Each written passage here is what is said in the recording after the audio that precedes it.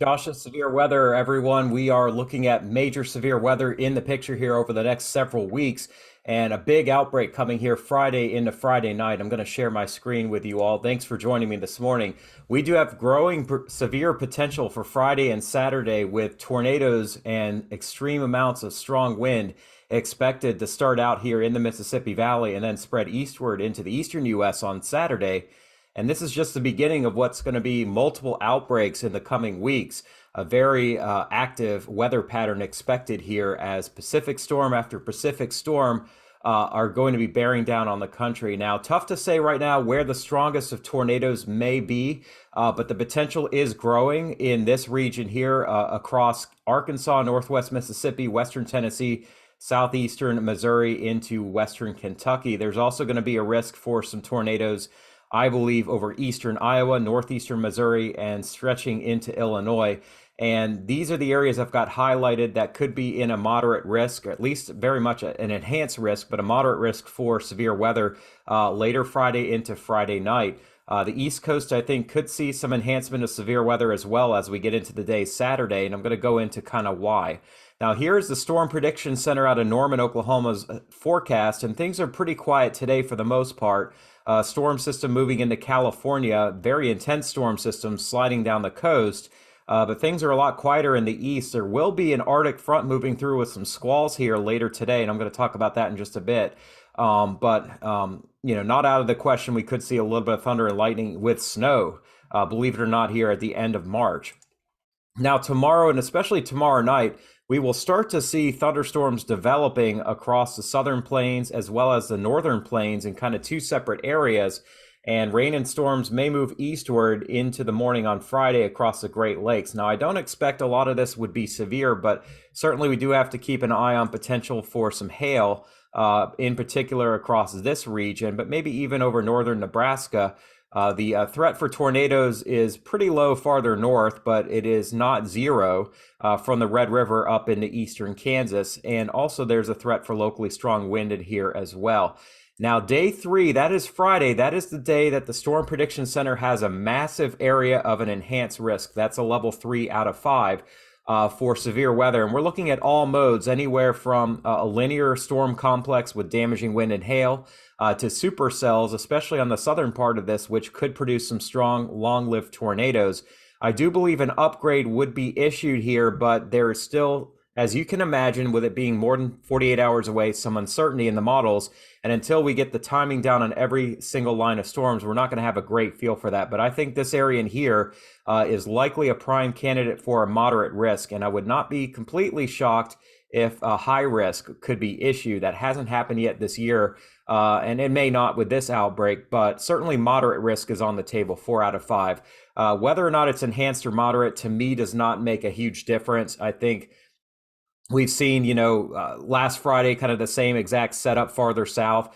And now we're starting to see that stretching farther north into Illinois, Iowa, and areas that have not really seen severe weather much this spring yet.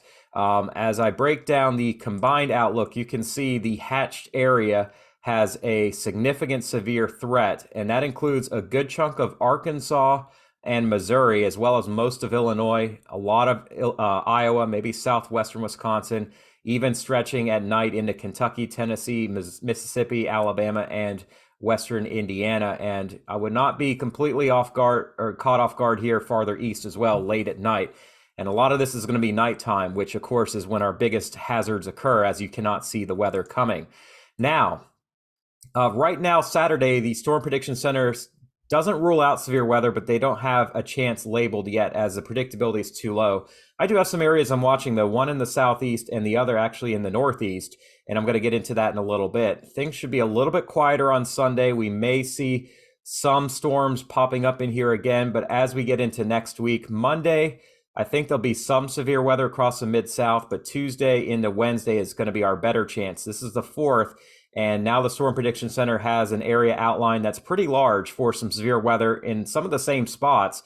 And then day 8, again, too low. They're not saying there's not a chance. They're just saying there's not enough certainty yet as to where it would be. But I would think farther east across the southeast into the mid-Atlantic region on Wednesday and Wednesday night.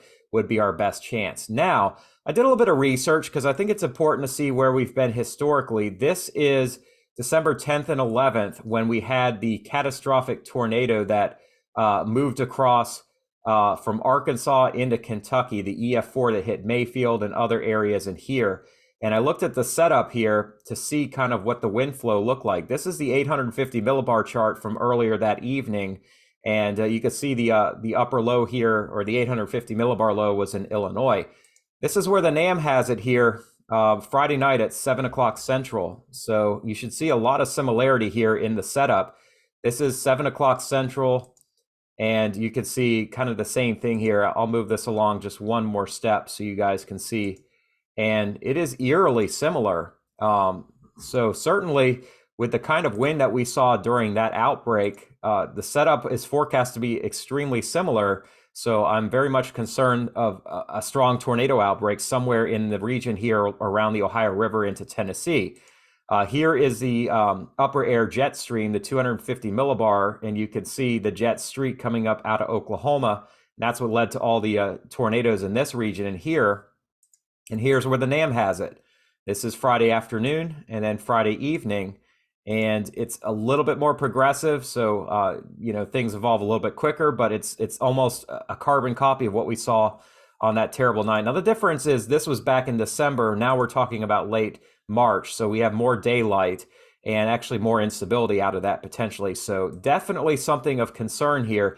The GFS shows our low pressure system in California off the coast today, going to move into southern and central Cal tonight, and then the jet will start strengthening on Friday morning as it moves on to the plains. And then Friday evening, it continues to wind up and bring very fast winds aloft into this part of the Mid-South here. Initially, there will be enough wind in Iowa and the warm sector for severe weather, but the longer track storms that produce the stronger tornadoes, I believe, are going to be down in this region and here based on where the jet stream has it. And then that moves east, and we still have potentially very fast winds aloft moving through the Hudson Valley, eastern Pennsylvania, and then enough wind flow aloft down across the Carolinas for some more severe weather on Saturday. And I'm going to break that down for you guys in just a little bit here. We don't stop there, though. We've got another big storm moving into the west here. This is Monday and Tuesday, and here it comes right through the plains on the GFS here Wednesday or Tuesday night into Wednesday of next week. Another big outbreak expected. And here's another one right behind that, farther south. And again, as we get farther into time, the certainty level drops. But this here is particularly concerning for Dixie Alley, but it's still 2 weeks out. So I'm not going to put a lot of confidence in that kind of a model yet, but know that there will be more severe weather. Here's a European, again, not much different than the GFS in the shorter term. And then as we get into next week, some timing differences. But you see the big trough, this one kind of following the same path as the one before it. And this actually could be a little bit worse farther north into the Ohio Valley states and even the Great Lakes Tuesday into Wednesday. And here comes the next one moving into California here at the end of next week. And just a very ample weather pattern, big storm after big storm moving into California, and big ridge here over the southeastern U.S. And in between the two is where we see the likelihood of severe weather. This is the NAM, so a shorter range model.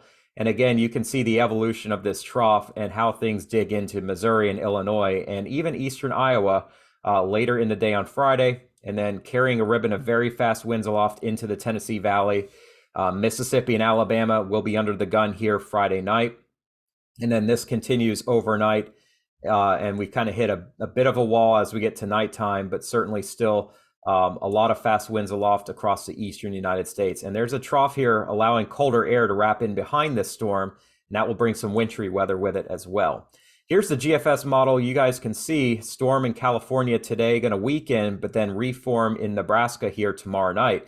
We'll see a few storms popping up over the southern plains here before daybreak on Friday. We'll also see rain and storms here across Michigan. Nothing severe, but we'll have to keep an eye on it. But now with our low pressure track in the afternoon Friday over Iowa and southern Minnesota, only 100 miles may differentiate severe weather from heavy snow. This is at the end of the day on Friday. So we see very likely very intense storms somewhere in this region here and then down in here as well, kind of two zones. And I wouldn't rule it out in Indiana or central Illinois either. I think we definitely could still see some severe weather out of it. But things march east at night. And very fast winds aloft. We see tightly packed isobars, a deepening low pressure system. This will be setting the stage for a big severe weather outbreak Friday night and a big winter storm back into Dakotas and Minnesota as well overnight Friday night into early Saturday. This storm moves east. We'll see rain, kind of a chilly rain and increasing wind over the New England and northeastern regions, but then a threat for possible severe weather here in the southeast, the Carolinas down into Georgia and Alabama here around midday to early afternoon Saturday. And oh, by the way, in the northeast, we do have low pressure tracking right along the St. Lawrence and somewhat of a warm sector, fast winds aloft. We could see isolated severe weather in here as well on Saturday as warmer air surges north and then quickly gets replaced at night with much colder air. We'll have a quieter day on Sunday. As we get to Monday, storms will organize in the southeast. We could have heavy rain, flooding Monday night in the Tennessee and Ohio valleys. And then our next big storm on the GFS comes through Tuesday night back in the southern and central plains, and then into Wednesday across the Great Lakes, Ohio Valley, and parts of the deep south. More tornadoes possible out of this storm, more heavy snow possible as well across the upper Midwest and right on into Canada as well as we get through Thursday. So very active times ahead. And you can see yet another storm starting to get going on the GFS here as we get towards the 13th and 14th. So, wow. The European is not much different than the GFS here in the shorter term, pretty much follows the same storm track. A lot of lightning out of these storms. You can see a lot of individual cells wrapped in here. Some of these are going to be tornadic, certainly down in here as well in the evening on Friday. And some of the same places get hit as last night here, according to the European model. It's actually got some pretty robust storms carrying into the night, Friday night, across Alabama, Mississippi, Tennessee, and Georgia. And then continuing right on into the Eastern Carolinas and Georgia here Saturday. So nothing's stopping it. Then you see more storms getting going here in the Northeast. And maybe we have to keep an eye quickly on some fast moving storms that move through the Philadelphia area and maybe close to New York City. I'll pull up a quick sounding. And you can see in Philadelphia, very fast winds aloft. Not really a hazard for any tornadoes according to the Euro, but there certainly is some buildup here and potentially some significant storms around 1 or 2 in the afternoon, right over the Hudson Valley into New York State. And let me take this back a little bit. So not a lot of a chance of severe weather in the morning across the Northeast, but towards midday and early afternoon is our best shot. Down south, we do also see a threat for some stronger storms in Georgia and into the Carolinas. And of course, a much bigger outbreak as we get through Friday. Here's what Friday afternoon looks like. This is where the wind shear is strongest, where the tornadoes are most likely. And then right on into Friday night across the lower Ohio Valley and the deep south. And this is particularly looking bad in here. I'll pull up a sounding from Western Tennessee so you guys can see that. And obviously a tornado hazard is possible. And the reason why we have increasing wind with height, a southerly to south-southwest wind. We have a loaded gun sounding here with moisture in play, and then some drying way aloft, but a lot of fast winds as well. So tornadoes certainly looking likely out of this. Here's the European lightning density map. You can see we'll have lots of storms ongoing late tomorrow night and into Friday morning across the upper Midwest and the Central Plains.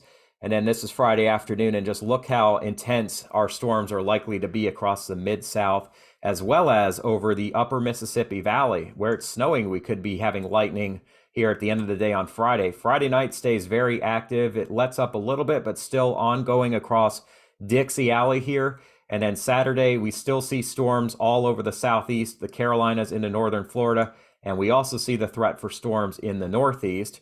And let me zoom in and show you all that here real quick. This is a pretty active day on Saturday in the Northeast. Things will be moving along pretty quickly here. Also the threat for tornadoes in Georgia, South Carolina, maybe Eastern North Carolina here. And then things are off the coast here by nighttime, and that is it.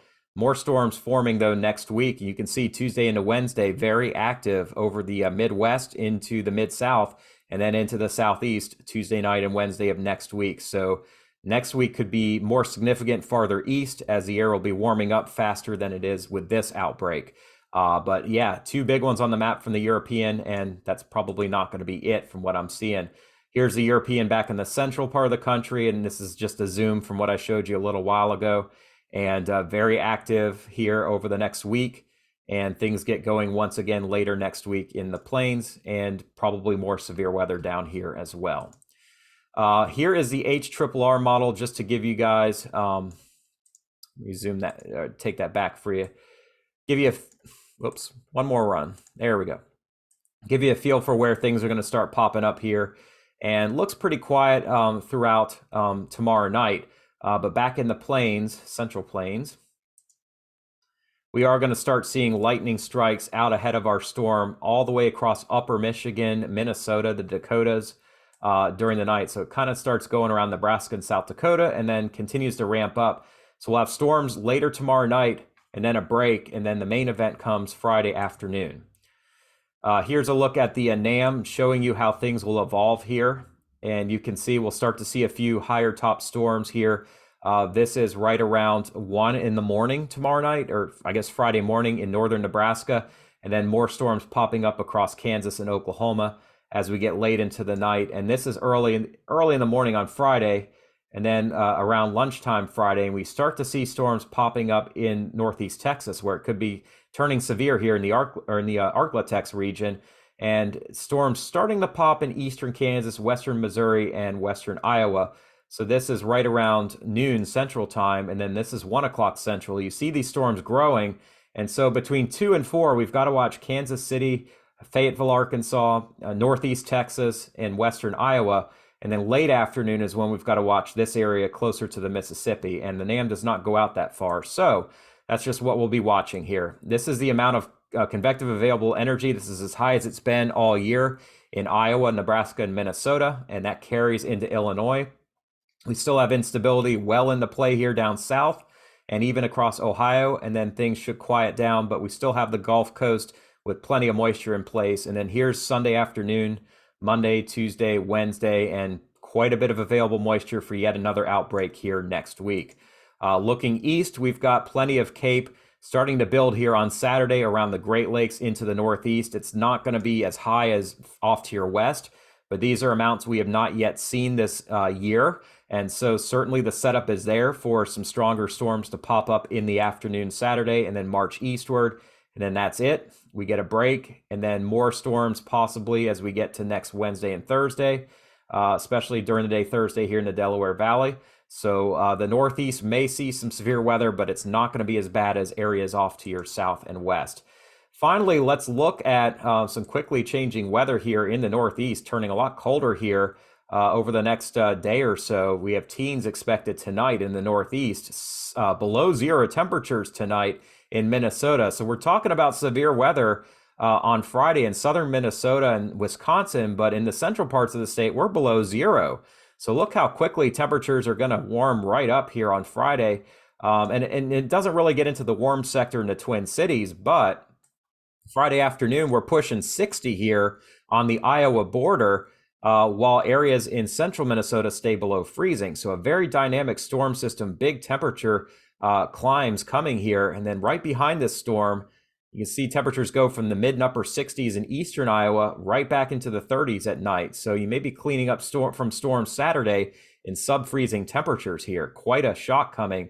And then in the east, after a cold end to the week, we're right back into the 60s Saturday in parts of Syracuse, New York, and New Jersey and eastern PA, even into the 70s in the afternoon, close to the Mason-Dixon line, and also down into the Carolinas, and staying warm, of course, on the Gulf Coast. All right, now before all this hits, we do have an interesting setup in the Northeast. There's going to be an Arctic front moving through later today, Ontario, and then moving through the Eastern Great Lakes, and some pretty intense snow expected here this evening. Could cause whiteout conditions. We're looking at hourly snow rates over an inch per hour from Montreal down into central Pennsylvania, and then moving into New England tonight. This is right around midnight, moving through Vermont into New Hampshire and Maine. So we're not yet done with winter. So this area is going to have a snow squall line tonight, and then possibly a thunderstorm squall line on Saturday. Very, very dynamic weather for sure. I don't think it holds together in New York City, but the northern suburbs could see a brief amount of snow here overnight tonight around midnight or 1 a.m. And then that's going to fade some as it gets eastward into New Brunswick and Nova Scotia, but still some snow expected tomorrow maybe even an inch per hour rates over Nova Scotia and eastern New Brunswick. And this will carry a lot of wind with it as well. Wind gusts over 50 miles per hour in western New York, northwest PA, and over 40 miles per hour in parts of New England as well.